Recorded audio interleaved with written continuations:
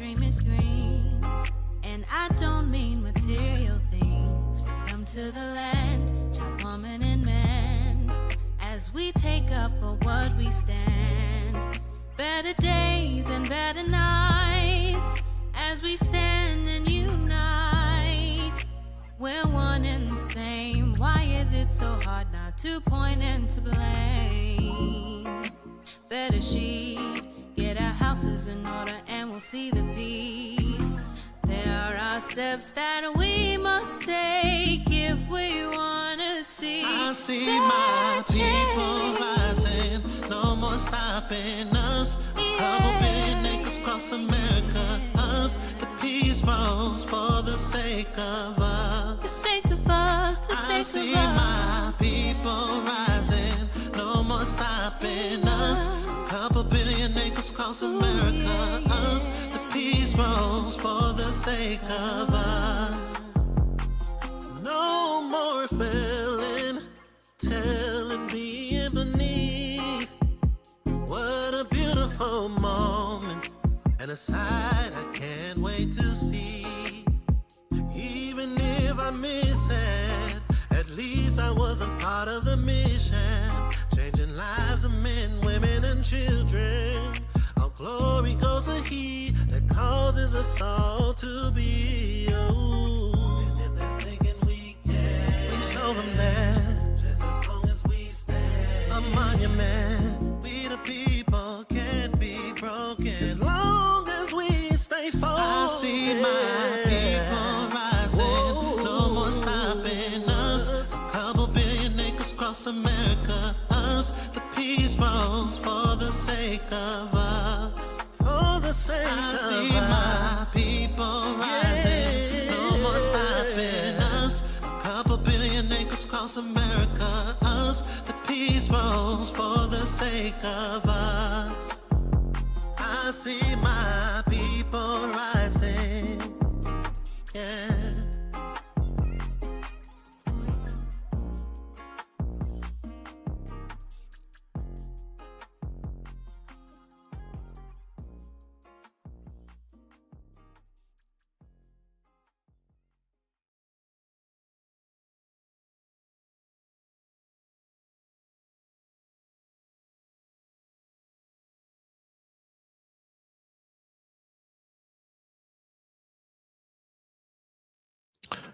Shabbat. I was about to say Shabbat Shalom, you all. Peace. Shalom to you all. Anime Palel, Shakol Veseda, Itkim Hayom. I pray all is well with you all today, or Ha'ereb, or this evening. I am Nasi Karashi Shema, Chief Prince Shama, and we're just popping up today. We're popping up today to give you a few pages from my new book, you all. My new book. I think that this book that I have, I'm going to bring it up so you all can see it right now. This new book that I have for our people, for my children, future children, first, of course, my home, but definitely for our people. I believe that it will help many of us, taken from the principles of our forefathers and foremothers, those who was righteous, those who were doing the work and sharing the importance of preserving self, preserving love. When you really think about the scriptures itself, it's literally showing us how to preserve ourselves, right? When we're on our own, and also even when we're amongst others, preserving ourselves. And we fail at it every time. As a whole, we failed at it every time. Many of us have, myself included in the past. Definitely. You know, all praises to the Most High, Kabod Lamelech, honor to the King for showing us these ways, those that's truly seeking it, desiring it, and wanting that shift and that change. Preserving self is the best way for us to stay on course, right? And the preserving love part, we see that throughout the scripture too.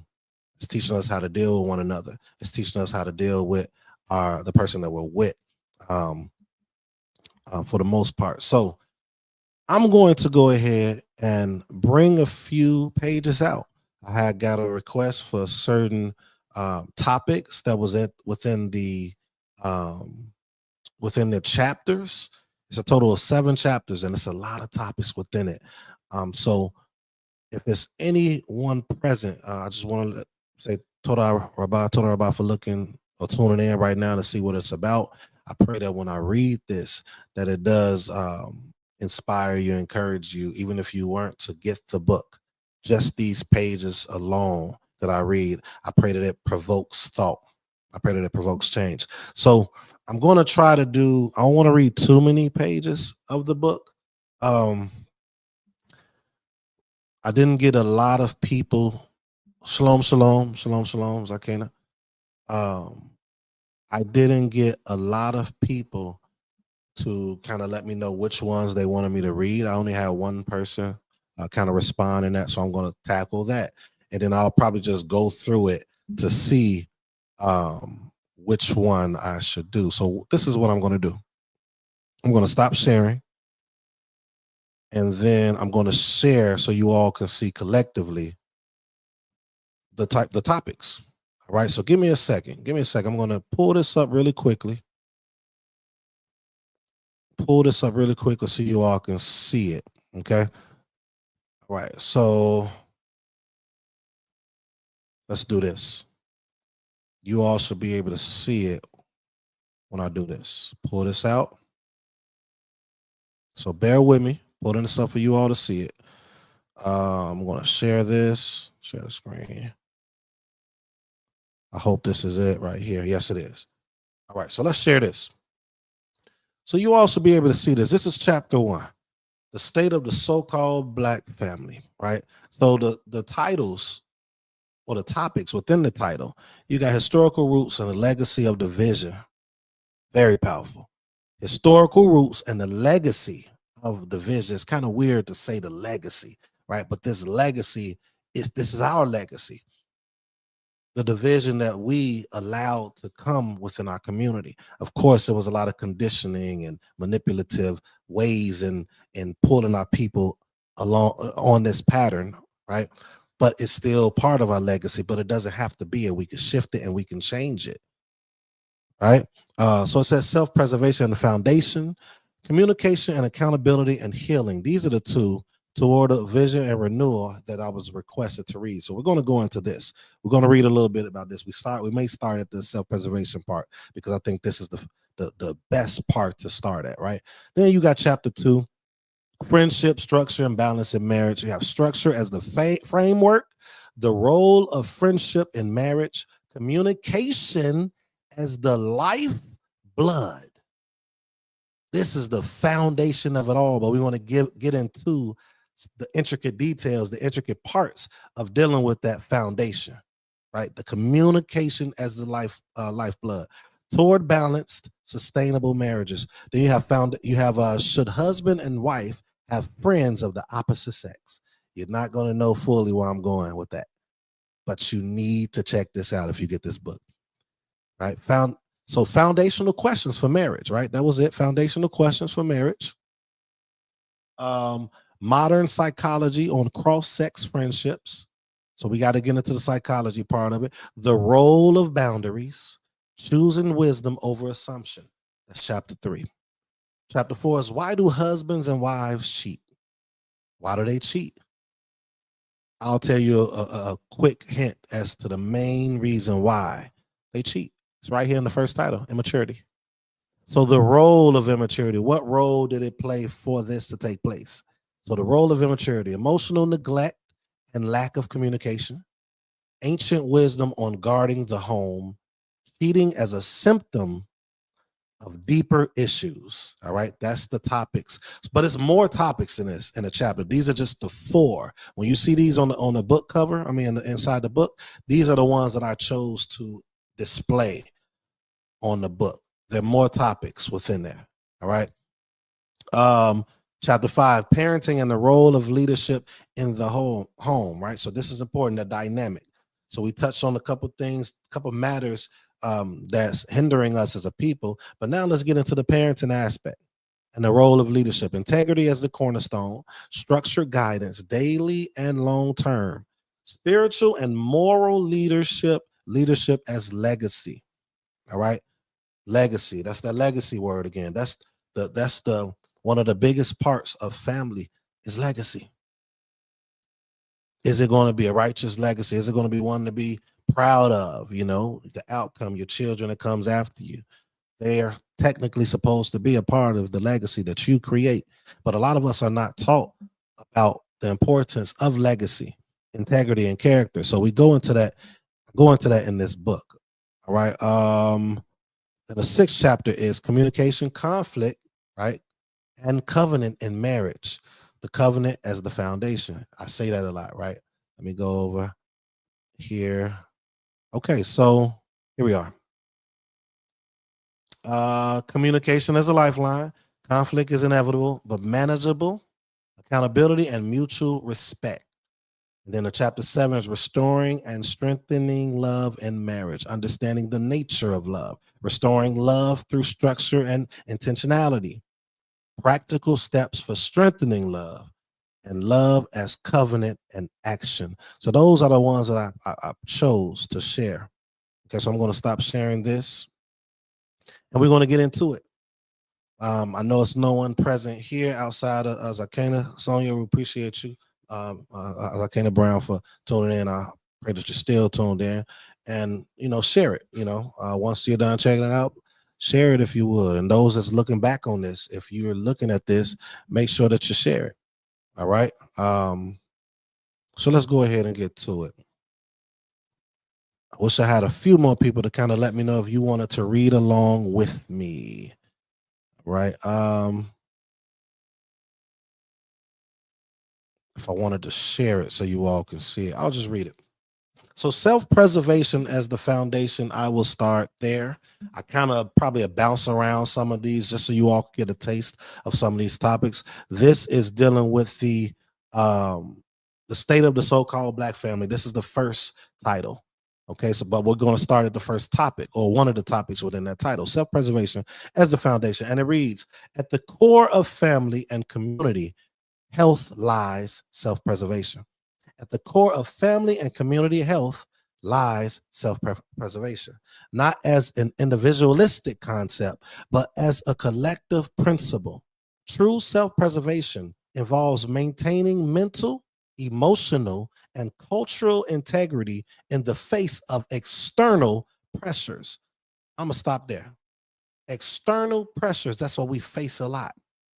And our literature has showed us how to overcome those external pressures, but we have given in because we prefer it. And we prefer it either because we just really prefer it, or it's something that's been embedded in us and we had it for so long, which can actually be an excuse. I always say that, and sometimes it comes off harsh when I say that. But the reason I say it is because we can shift and change anything else that we want. Anything else that has been within us, we've been dealing with for a while. Most times, I'm not talking about everyone. I'm not talking about everyone, because there are exceptions to the rule. I don't want to sound too harsh, but a lot of times we can change anything else. All right. So let's keep going. So true self-preservation involves maintaining mental, emotional, and cultural integrity in the face of external pressures. This means rejecting internalized narratives that tell us we must conform to destructive behaviors or ways of thinking imported from external cultures. As studies on social conditioning suggest, repeated exposure to behaviors, whether through media, societal norms, or peer influence, form habits. That's what studies show on social conditioning, right? Habits in turn shape character, relationships, and community dynamics. Our culture has often been taught to respond reflexively, mirroring the hostility or division of dominant groups, rather than exercising awareness, discernment, and mutual respect. Rebuilding requires conscious effort, not just talking about it, not just speaking on it, but the effort has to be available, right? So I'm about to continue reading now. We must reclaim practices of self-preservation, reestablish familial hierarchies, grounded in love and wisdom, and resist external pressures that distort our understanding of relationship and community. Self-preservation also involves guarding against the subtle encroachment, right, of external value systems. Right? So self-preservation also involves guarding against the subtle encroachment of external value systems. So for those that's tuning in right now, I'm reading a little bit of my new book. All right. So you missed a little bit, but trust me, we got a little more to go. So self-preservation also involves guarding these things, right, of external value systems. For instance, social media frequently, rewards behavior that is self-serving, competitive, or attention-seeking. If unchecked, this conditioning infiltrates relationships, creating envy, competition, and disloyalty within families. Recognizing these influences is essential for establishing protective boundaries and maintaining internal integrity. All right. Now we're getting into the communication, accountability, and the healing. This was asked to read this part, one of these topics within this first chapter. The breakdown in communication is a critical factor in familial dysfunction. Many of us struggle to articulate our needs, frustrations, and emotions in a constructive manner.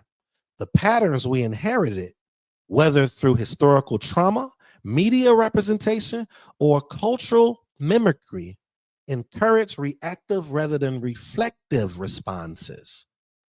Encourage reactive rather than reflective responses. This creates an environment where misunderstandings, resentment, and conflict flourish. Accountability is essential. It is not enough to recognize harmful behavior. One must also implement consistent corrective measures. Psychosocial research indicates that families that engage in reflective practices, open dialogue, conflict resolution strategies, and mutual accountability experience stronger cohesion, higher trust, and greater resilience. In practice, this can mean addressing disagreements with intention. That's important. So not just reactive, not just snapping, not just saying whatever comes to mind. Because when you're intentional, I'm not reading right now. When you're intentional, then you're going to come with a certain methodology. You're going to have methods in your approach. You're going to make sure that this is how we're going to handle these things. It's going to be intentional. And a lot of us, we don't do that because we don't understand conflict resolution. I want to shout out to Chief Elder of mine, Maurice Shalim. Always, he really brought that terminology to me, conflict resolution, right? So let me get back to reading that. I'm reading again. Open dialogue, conflict resolution strategies, and mutual accountability experience stronger cohesion, higher trust, and greater resilience. In practice, this can mean addressing disagreements with intention, committing to mutual agreements, and fostering an environment where all members feel valued and heard. I wanted to tackle more into that, but I didn't, because the valued and the heard is very important. Feeling like you're valued and being heard is very important. But there are sometimes where you have to tackle certain things that even when you're wanting to be heard, your presentation is not allowing you to be heard. The presentation that you're giving off is putting you in a position of not being heard, because now it may need some corrective measures even with that. It depends. So I didn't get into that because I want to tackle that maybe in another book. But let's keep going. Where am I at? Okay. Practical examples abound. A father who openly communicates expectations with his children, teaches them responsibility and integrity. A mother who models emotional regulation and conflict resolution instills resilience. When both parents hold themselves accountable for their actions, right? Do what I say, but not what I do. You may have some great children that know, okay, you know what? What they're teaching is actually correct, but I'm not doing what they're doing. But the natural thing that most of us do is, yeah, we'll hear what you're saying, but How can you tell me that and you doing this? So I'm gonna mimic what you're doing. So that's why I said in this part, when both parents themselves are accountable for their actions, children internalize those values and carry them into adulthood. This cycle of modeling, correction, and reflection becomes the cornerstone of familial strength. Insights from history and culture. So now we're about to get into the insights of this first chapter and this first topic, or this second topic. I'm sorry. Understanding the historical and cultural context is critical for meaningful reform. My studies of Kemet, it's the reason I'm using Kemet. I'm going to go into the Hebrew world as well.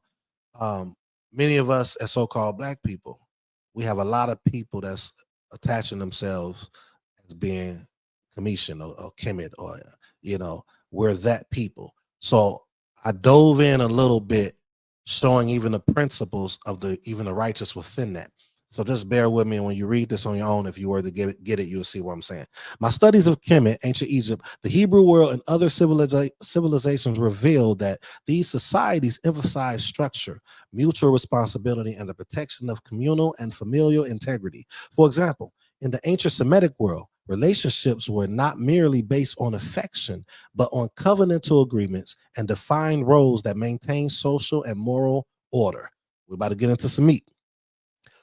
The preservation of self as it relates to family is grounded in these principles. Men and women each have roles, but these roles are complementary, not plainly hierarchy. This word, hierarchy. So hierarchy, you all. So not plainly that. We dive into that a lot with hierarchy, but without the responsibility of being balanced. So the reason I said not plainly that is to put emphasis on understanding the roles, understanding how we're supposed to operate even within a role that may be higher than the other in this particular subject. So it's not plainly that. A woman, like the rib in the human body, safeguards vital aspects of life, emotional and spiritual well-being, just as a man protects physical and societal interests. Societal interests. One of our jobs as men is to protect in every type of scenario with things that's external, especially in a home, of course, but external protection. So we have to look at certain things and I'm about to get into that as we read. We have to look at things that's outside of the home that can possibly affect the home. We can't be so loose and so open to everything outside of us, even if it's with individuals you know. If you have not created a covenant with these individuals, 9 times out of 10, it's a chance that it will fail. 9 times out of 10, it's a chance that you really will be disliked, talked about. All of these different things, because the covenant is not there. Even with the covenant, sometimes it still can fail. But with the covenant, if you are someone that's a righteous individual, a man or woman that's righteous, typically when you make that covenant, you're going to involve the Most High Yah in it. And the Most High Yah is going to bear witness to that. So now you have really sealed and fulfilled that covenant. A lot of us as congregations and things like that, we don't put that in place. We let people join, and that's kind of it. We tell them some of our standings of our congregation, things like that, and that's it. You want to be a part of it, that's it. But it's not things put in place how we did culturally a lot of times. I'm not going to say all the time, but I'm getting off course. Let me continue to read. So a woman, like the rib in a human body, safeguards vital aspects of life, emotional and spiritual well-being, just as a man protects physical and societal interests. Mutual protection and respect are foundational. Without them, the family structure becomes vulnerable to internal and external disruption. Right? So that internal, why is it becoming vulnerable? I'm speaking right now. Why is it becoming vulnerable? Because you have not started that structure process before even coming together. And then you didn't put something in place that will be continual to improve, because it's going to be things you're going to learn that you all didn't speak on before. But if you're very, you're very meticulous, you're gonna have a lot of stuff down that you are prepared for in that joining together, right? But it says, without them, what's foundational, the family structure becomes vulnerable to internal and external disruption. This principle is reinforced in scripture as well. For instance, Proverbs 14:1 states, the wise woman builds up her house, but the foolish pulls it down in her own hands. This is not merely about domestic management. It is about actively preserving and strengthening the home as a unit.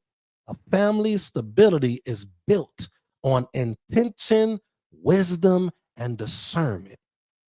But a lot of us, we haven't been taught this. A lot of us, we don't think of this. And the reason I could say that, this is not me reading. The reason I can say that is because of the outcome that most of us go through.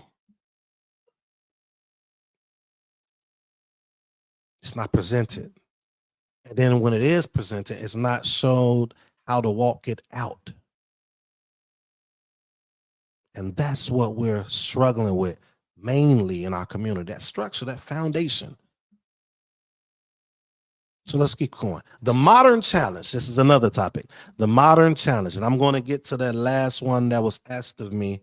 I have it written down, but it's literally in this chapter. So the modern challenge. Today, the so-called Black family faces a complex array of pressures: economic instability, social media influences, and exposure to dominant cultural narratives, right? Exacerbate division and miscommunication. Studies from the CDC and sociological surveys consistently demonstrate that families with lower cohesion and weaker communication skills experience higher rates of domestic conflict, stress, and emotional dysregulation. These data points align with what we observe anecdotally in communities. Patterns of behavior are passed down, unexamined and uncorrected, resulting in repetitive cycles of dysfunction. Furthermore, the media's portrayal of relationships often undermines traditional family structures. Reality television, music, and social media amplify conflict, glorify infidelity, and prioritize individual gratification over collective well-being. Without intentional guidance and cultural literacy, I got to say that again. Without intentional guidance, we be having that sometimes. We have that sometimes. And cultural literacy, we don't have that often, even in our community. Those that are a part of my community, we don't have that like we think we do. We do not have the cultural understanding of the things that were suggested, commanded of us. That's why we have so many differences. So many differences of understanding. And that's why here at Beit Mazan Ministries, we say that home is the foundation. The community is its mirror, and the nation is its product. So what we're seeing as a nation that we claim to be, because the outcome of what's happening is going to let us know if what we're doing is correct. So all these debates about theology or doctrinal issues is not what's saving us. We can't even do the bare minimum of the Torah, which is stop gossip mongering, bearing false witness, even though that really has to deal with court matters, being in court, by the way. But we can use that because that's what people, I'll use that right now because people understand that differently than what I just said. We don't understand those things, but we jump so quickly into being right about our understand, our ideology. And a lot of times it's actually a regurgitated ideology and understanding from someone else that is not even equipped in that understanding, but they sound good and we take it. This is not a shot. I'm speaking in the same way, not calling myself these individuals, but the same way that the messages of the Most High would bring to the people and even the leaders that was misrepresenting him or it.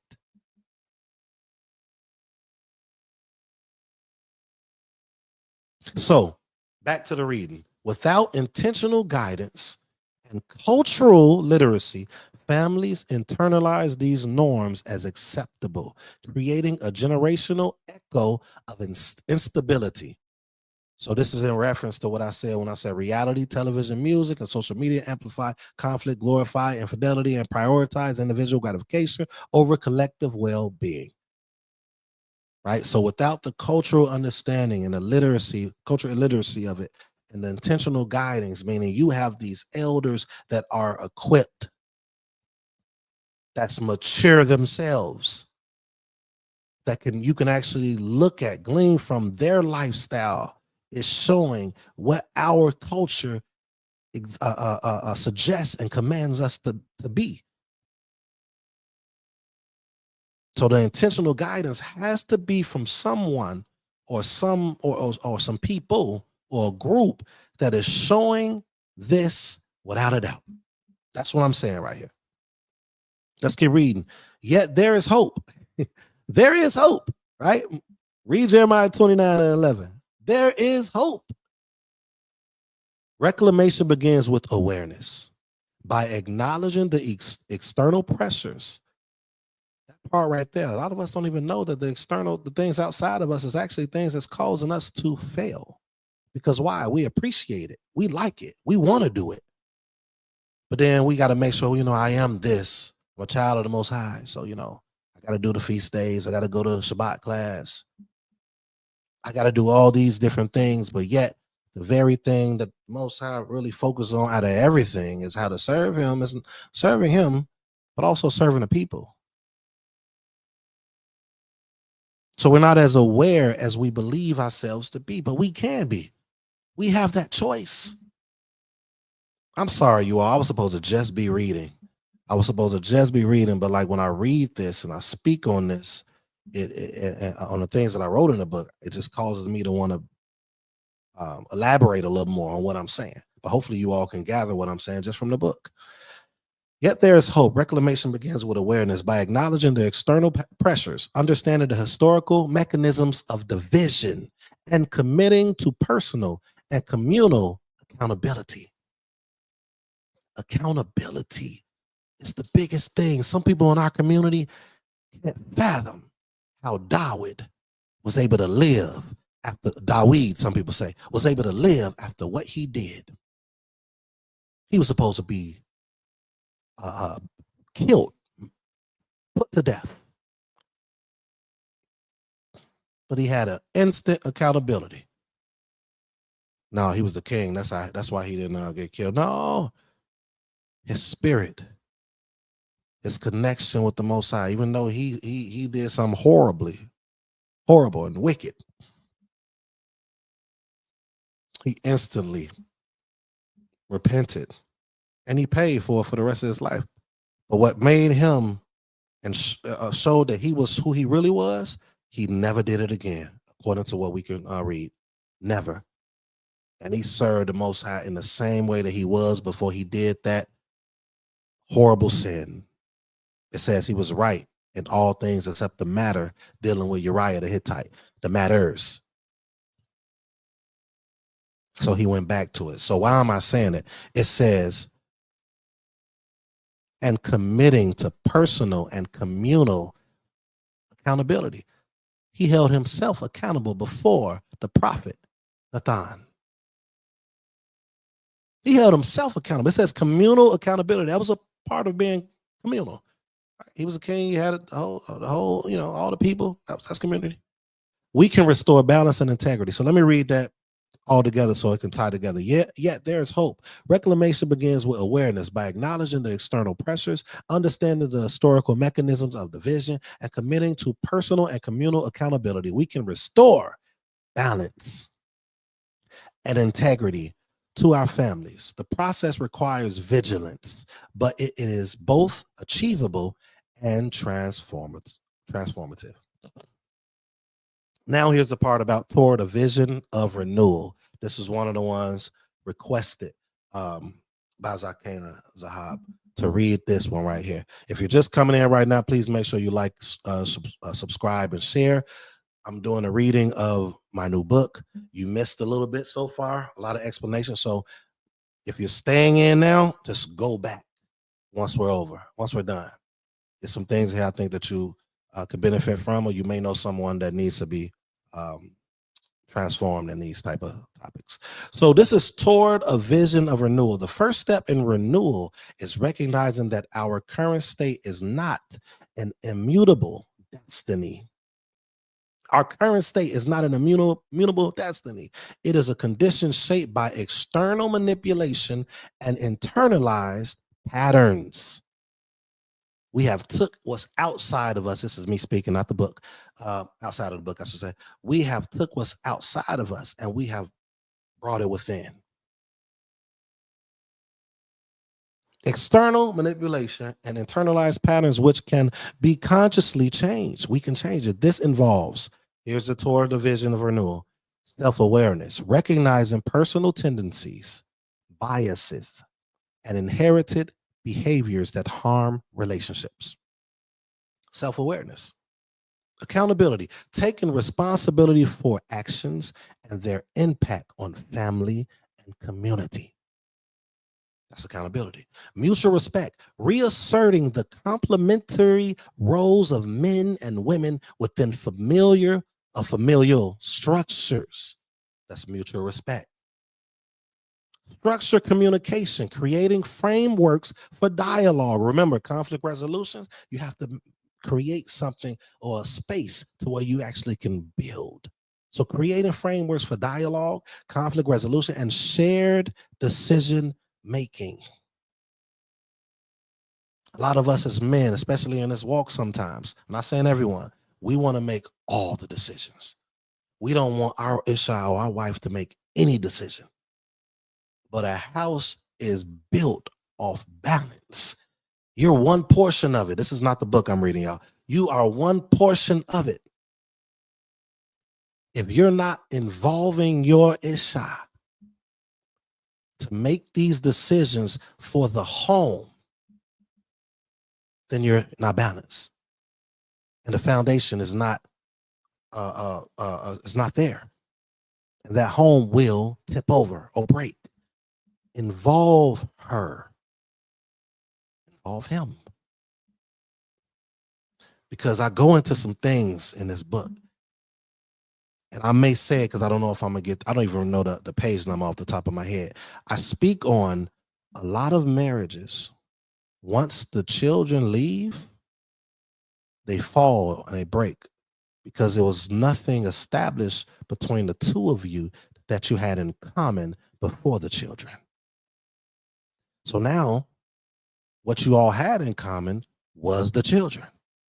And when they left the home, a lot of them, break off. So let's go on. Cultural reclamation, integrating lessons from historical and ancestral practices that prioritize collective well-being. By committing to these principles, we not only preserve the self, but also preserve love, connection, and the integrity of family life. This is the essence of what it means to be conscious participants in our cultural legacy. All right. Let's see what else I can bring out for you all. All right. Is there any questions, any comments, those that's here? Any thoughts? Please. You don't have to be quiet. You can bring out, what your thoughts on what you heard so far. I read about, let me see how many pages I read. I don't want to read too many pages. 1, 2, 3, 4. Okay, I read about 7, 8 pages, so 9 pages actually.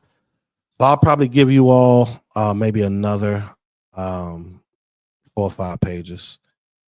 The book is about 115 pages, so but I do want to share with you all what I have.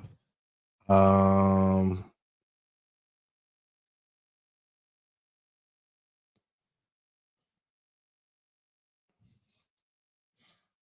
right, that may be all I want to share because a lot of this stuff is I want you to have it for the first time if you decide to get it. Let's keep going.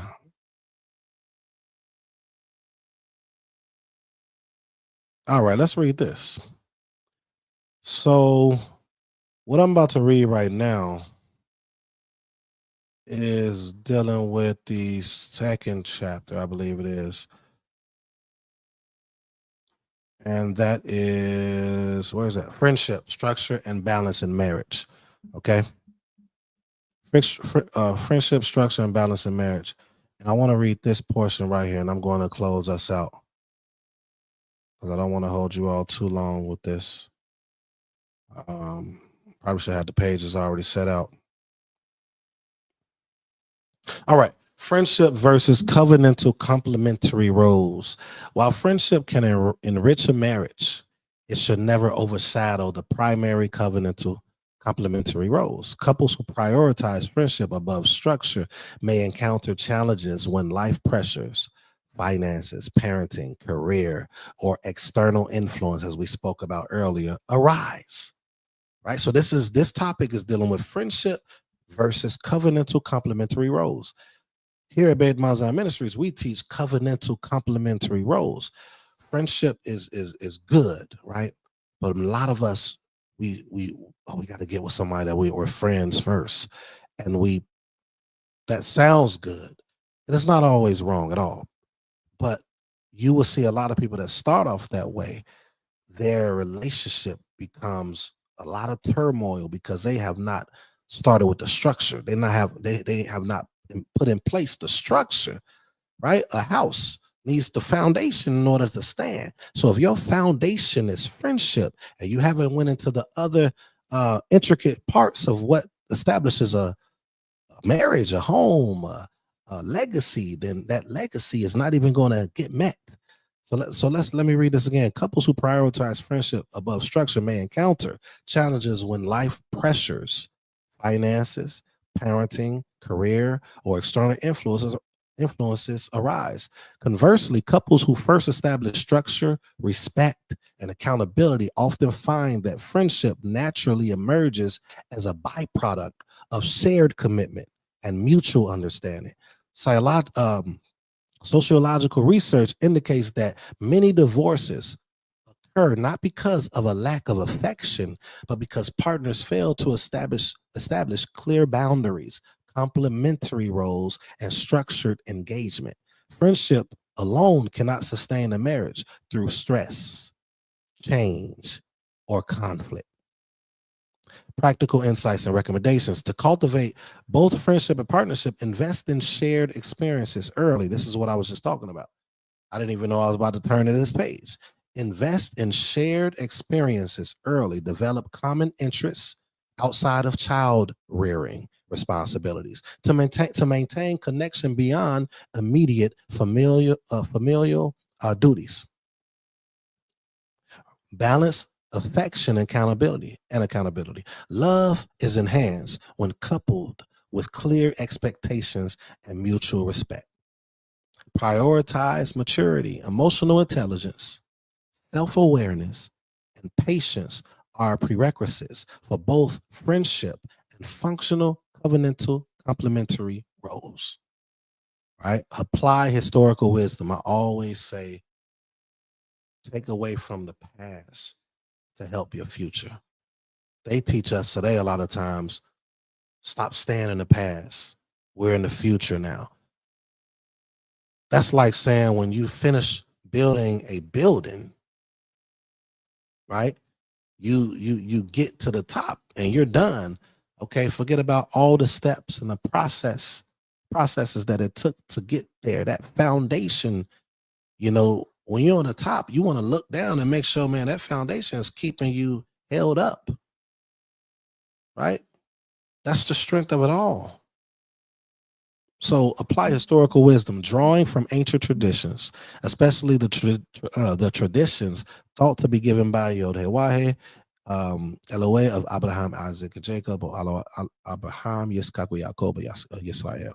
Couples can adopt practices that reinforce interdependence, complementary, and shared responsibility.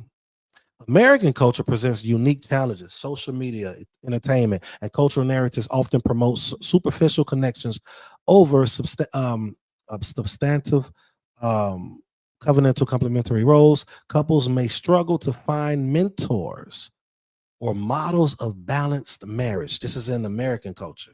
Couples may struggle to find mentors or models of balanced marriage by integrating lessons from history, cultural study, and psychosocial research. Modern couples can navigate these pressures while preserving relational integrity. That's the part right there. Often you'll hear us always talking about integrity, character, right? That is the biggest thing when it comes to anyone as far as self-preservation, right? And then dealing with or preserving self, and then you got to preserve the family, preserving love, and the family should be that, right? This is the last thing I'm going to read, I believe. I don't want to give too much. Toward balance and sustainable marriage. Now, the rest of the chapters, you all, is not solely on what we've been speaking. It's a lot of things in this book that I believe is phenomenal. So toward balance and sustainable marriages, the overarching principle is balance. You all that has been listening in to a lot of the lessons that we give, we always talk about balance, right? A false balance is an abomination to the Most High. We talk about it often. So the overarching principle is balance. Friendship within marriage is valuable, but it must coexist with structure, accountability, and respect. By prioritizing partnership first, right, couples create an environment in which friendship can thrive naturally. Without these pillars, the relationship risks devolving into chaos, resentment, or disengagement. Successful marriage is a covenant of mutual preservation of self, of family, and love. By learning from history, integrating cultural wisdom, and practicing intentional communication, couples can cultivate relationships that endure, deepen, and elevate both partners. I don't like the term partners. I should have edited that, but it's okay. Friendship is the reward of a marriage built on a firm foundation, not a substitute for it. And with that, we're going to stop there. We're going to stop there. I hope that after hearing this, it kind of shows you. I'm looking at this right now because I made sure I took the partnership out for covenantal complementary roles. But you know, I'm a man. You know, we're human, so sometimes there may be slight mistakes in the editing process that may not have been done properly. But for the most part, it's an excellent work. All praises to the Most High Kabod Lamelech, and I do hope that it helps those that listen. Oh, okay, so shalom, Zakane. I'm just sending you a message. I was looking to purchase your book on your website, but I can't see how. So what you can do is, I think we're friends on social media. You can message us directly, or you can email us at houseofbalance12@gmail.com. And what we'll need is the name and the address to where you want to send to, and then we can give you, because we're selling it directly from us. All our books and things like that we have, we're selling it straight from us, and we're doing it through Zelle, Cash App, or PayPal. So hopefully that answered your question. Yeah, I'm kind of the book is a really, really good book. You can see my tone kind of changed a little bit because I was doing a lot of editing, and you know, you have your editors and stuff like that, so they'll kind of shift certain things. And when I went through it, I did not correct that. I do not teach partnership when it comes to marriage. There is a level of partnership, but I believe everything in life, especially family, it has a structure, you know, and we all, and in essence, I mean, it is a sort of, I see why they say partnership, but they do that, but also they diminish the divine way of which what the man and the woman is supposed to be, right? They are in essence that, but I like covenantal, complementary roles more than partnership, because we have certain strengths the men and the women have certain strengths, and we have different areas that we take.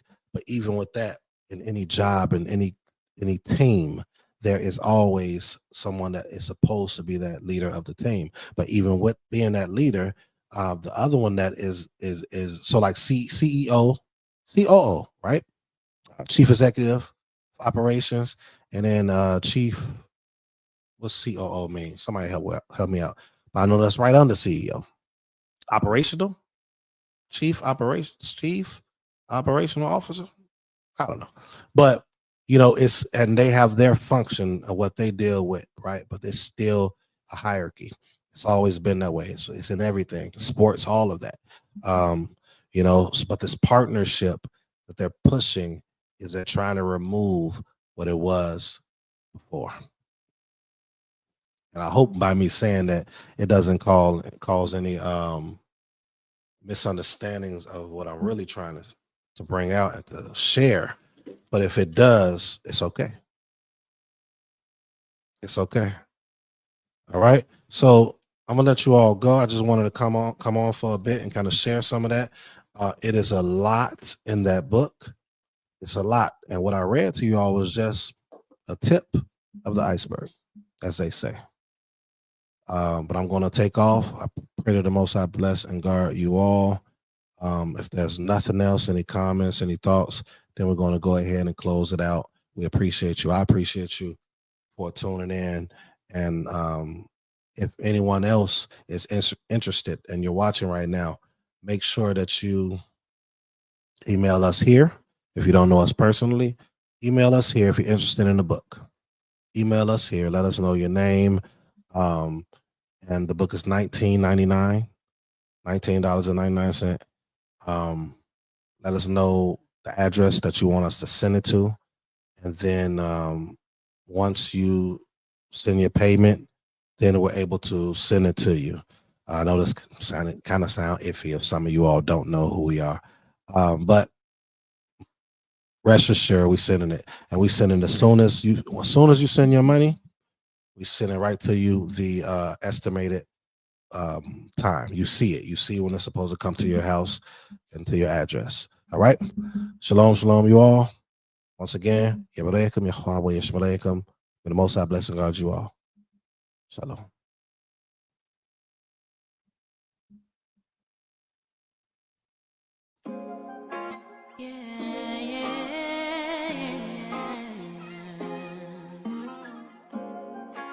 I'm ready, I'm ready, I'm ready.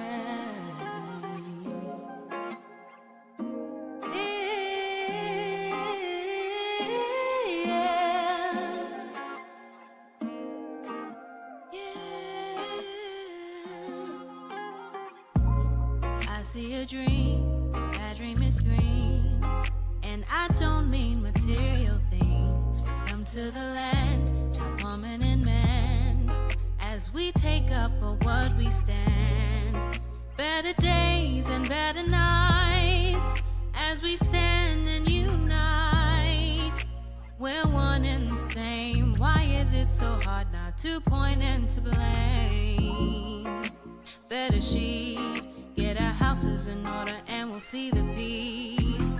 There are steps that we must take if we want to see. I see my people rising, no more stopping us. A couple billion acres across America, us. The peace rose for the sake of us. The sake of us, the sake of us. I see my people rising, no more stopping us. A couple billion acres across America, us. The peace rose for the sake of us.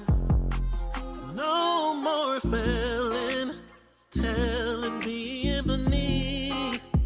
What a beautiful moment, and a sight I can't wait to see.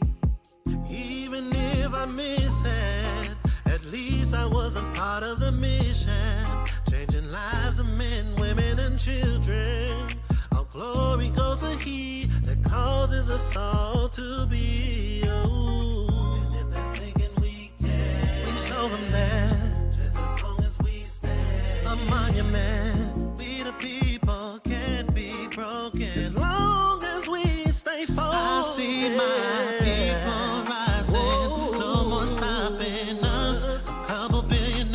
across America. Us, the peace rose for the sake of us. For the sake I see my people rising. No more stopping us. A couple billion acres across America. Us, the peace rose for the sake of us.